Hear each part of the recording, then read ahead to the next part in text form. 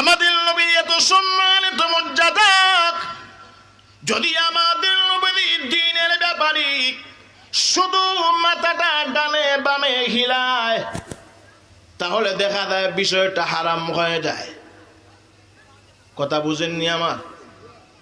নবীর সামনে দ্বীনের বিষয়ে কেউ কথা বললে যদি নবীজির বুঝে না আসে, নবী মাথা নাড়ায়, মাথা নাড়াইলে বোঝা যায় এটা আর করণ যাইতো না। ঠিক কিনা বলেন? শরীয়ত হয়ে গেছে, মাথা নাড়ানিও শরীয়ত হয়ে গেছে, যেরকম ঠিক কিনা? আর যদি আল্লাহর নবী মাথা ঝুলায় বলে তাহলে বোঝা যায় এটাও শরীয়তের সম্মত কাজ হয়ে গেছে, যেরকম ঠিক কিনা? আল্লাহর নবী মাথা ঝুলাইলি মাথা নাড়াইলি শরীয়তের হুকুম লাগে জায়েজ না জায়েজ, হালাল হারাম হয়ে যায়। আগনবীজি আপনার চক্ষু মোবারক যে দিকে গিয়েছি ওই দিকের সম্মান আল্লাহ উঁচু করে দিয়েছে। আল্লাহর নবী গো, আপনি চক্ষু দিয়ে তাকাইছিলেন আবু হুরায়রা রাদিয়াল্লাহু আনহুর দিকে। আল্লাহর নবীর সাহাবী আবু হুরায়রা রাদিয়াল্লাহু আনহু মুহাদ্দিস হয়ে গেছেন, যখন ঠিক কিনা? আল্লাহর নবী বিশ্বনবী তাকায়াছিলেন আবু বকরের দিকে, আবু বকর থেকে আবু বকর সিদ্দিক আজম হয়ে গেছে। আল্লাহর নবী তাকায়াছিলেন ওমরের দিকে, এই ওমর দেখা যায় ওমরে ফারুকে আজম হয়ে গেছে। আল্লাহর নবী বিশ্বনবী তাকায়াছিলেন হানজালার দিকে, হানজালা গাসিলুল মালাইকা হয়ে গেছেন। আল্লাহর নবী তাকায়াছিলেন রাইসুল মুফাসসির আব্দুল্লাহ ইবনে আব্বাসের দিকে, আব্দুল্লাহ ইবনে আব্বাস রাদিয়াল্লাহু আনহু ফাকিহুল উম্মাহ হয়ে গেছে। পৃথিবীর মানুষেরা আল্লাহর নবী তাকায়াছিলেন আব্দুল্লাহ ইবনে মাসউদ রাদিয়াল্লাহু আনহুর দিকে। আল্লাহর নবীর সাহাবী আব্দুল্লাহ ইবনে মাসউদ আল্লাহু আকবার একজন উল্লেখযোগ্য মুহাদ্দিস হয়ে গেছেন, যখন কথা ঠিক কিনা? আল্লাহর নবী যত দিকে তাকাইছেন সকলের দাম বেড়ে গেছে। আল্লাহর নবী তাকাইছেন উসমানের দিকে, উসমান জিন্নুরাইন হয়ে গেছে। আল্লাহর নবী তাকাইছেন আলী রাদিয়াল্লাহু দিকে, আলী রাদিয়াল্লাহু আনহু আসাদুল্লাহিল জব্বার হয়ে গেছে। আল্লাহর নবী বিশ্ব নবী বিলাল হাবশির দিকে তাকাইছি, ওই বিলাল হাবশি উল্লেখযোগ্য মুয়াজ্জিন হয়ে গেছেন, যখন কথা ঠিক কিনা? আল্লাহর নবী বসলেই জায়গার দাম বাড়ছে। আল্লাহর নবী সচক্ষে কোনো দিকে তাকাইলেই ওই জিনিসেরও দাম বাড়ছে না কমছে? আর একটু জোরে বলেন আল্লাহ। তাহলে বোঝা যায় নবীজি আমাদের জন্য রহমত ছিলেন না রহমত? আর একটু জোরে বলেন। এই কথাটার নাম হলো ওয়ামা আরসালনাকা ইল্লা রাহমাতাল লিল আলামিন। আল্লাহর নবী যেদিকে তাকাচ্ছেন সেই দিকের সম্মান বেড়ে গেছে। যেই জাতির দিকে যেই লোকের দিকে তাকাচ্ছে ওই লোকের দাম আকাশচুম্বী হয়ে গেছে, যখন কথা ঠিক কিনা? বাইরা আমার বিলাল হাবশি উনি একজন হাবশার মানুষ ছিলেন, জাতে গোলাম, কোনো সম্মান নাই, কোনো ইজ্জত আর মর্যাদা নাই, কিন্তু শেষ পর্যন্ত আল্লাহর নবীর মসজিদের মুয়াজ্জিন হয়ে গেছেন। আরো আসতে কোন সুবহানাল্লাহ। মুয়াজ্জিনের দাম নাই? আর একটু জোরে বলেন মুয়াজ্জিনের এত দাম। আল্লাহর নবীজি বলেন মুয়াজ্জিন যদি 12 বৎসর পর্যন্ত একমাত্র আল্লাহকে খুশি করার জন্য আজান দেয়, মহান আল্লাহ রব্বুল আলামিন তার জিন্দেগির গুনাহ মার্জনা করে দিয়া তাকে জান্নাতের সার্টিফিকেট দিয়ে দিবেন। জোরে কোন সুবহানাল্লাহ। তার অতীতের গুনাহ মাফ। 40 বৎসর দিলেই তো কথাই নাই। আল্লাহ মুয়াজ্জিনের আজান যত দূর পর্যন্ত পৌঁছে ততদূর পর্যন্ত মুয়াজ্জিন সাহেবের মাসকানের গুনাহ মাফ হয়ে যায়। আরো আসছে কোন সুবহানাল্লাহ। কিয়ামতের কঠিন ময়দানে যিনি আজানের প্রতিধ্বনি দিয়ে মানুষদেরকে ডাকে আসো কল্যাণের দিকে, আসো নামাজের দিকে, আল্লাহ রাসূল বলেন কিয়ামতের কঠিন ময়দানে তার গাটটাকে আমি আল্লাহ সকল থেকে উঁচু করে দেব আলাদা। তাকাইলেই বোঝা যাবে এই দুনিয়াতে মানুষদেরকে নামাজের দিকে আহ্বান করত। জুড়ে কন্যা সুবহানাল্লাহ।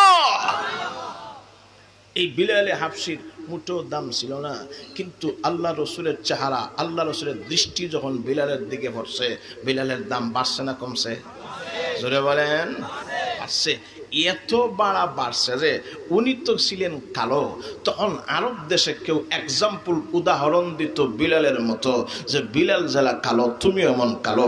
বিলাল একটা জুরবুল মসল হয়ে গেছেন, একটা এক্সাম্পল উদাহরণের পাত্র হয়ে গেছেন। কেউ যদি কালোর দিক দিয়ে উদাহরণ দিত, বিলালকে সামনে আনতো। বিলাল এত কালো ছিলেন, বিশ্রী চেহারার অধিকারী, কিন্তু বিশ্রী চেহারার অধিকারী হলে কি হবে? আল্লাহর কাছে দাম নাই। জোরে বলেন আল্লাহ। এই বিলালের দাম বাড়ছে কেন? রসুলের সোহবতে, রসুলের বরকতে, রসুলের দৃষ্টি তার দিকে পড়ছে। দেখেন, চিন্তা করে দেখেন, এত বড় বাড়ছে যে এই বিলালে হাবশী রাদিয়াল্লাহু আনহু যখন আল্লাহর নবীজি মেরাজে গেছেন, যে বিশ্বাস আসেনি, মেরাজে গেছেন, ঠিক না? এখন মেরাজে গেছেন আল্লাহ রসুল, মেরাজ থেকে যখন জমিনে আসলেন, আসার পরে বিলালে ডাক দিয়েছেন। একদিনের কথা, বিলালে ডাক দিয়েছেন, বিলাল ইয়া রাসূলুল্লাহ হাবিবাল্লাহ, নবী আপনি আমাকে ডাক দিয়েছেন? বলে জি হ্যাঁ। কেন ইয়া রাসূলুল্লাহ? এখন আল্লাহ রসুল বলেন, ও বিলাল, আচ্ছা শেষ আমার কথা, নামাজ কইটা আলোচনা করে একটা শেষ হয়ে যায়। আচ্ছা শেষ। অবিলাল ইয়া রাসূলুল্লাহ হাবিবাল্লাহ, গতকালকে তো আমি মেরাজে গিয়েছিলাম।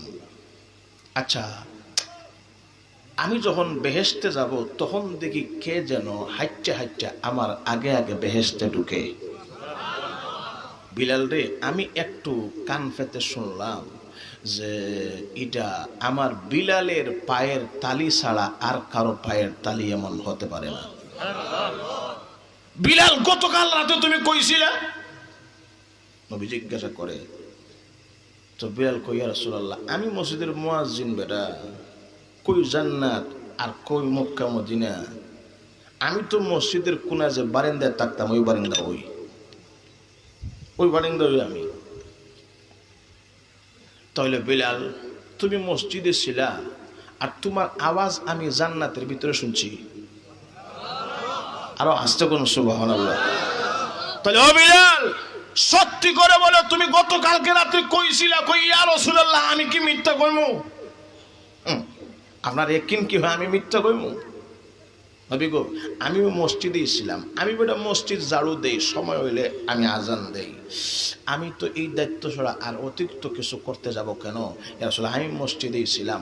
আল্লাহ রসুল বলেন, ও বিলাল রে, তাহলে তো নিশ্চয় তুমি কালো হইলেও কি হবে, তোমার ভিতরে মনে হয় কিছু মাল আছে।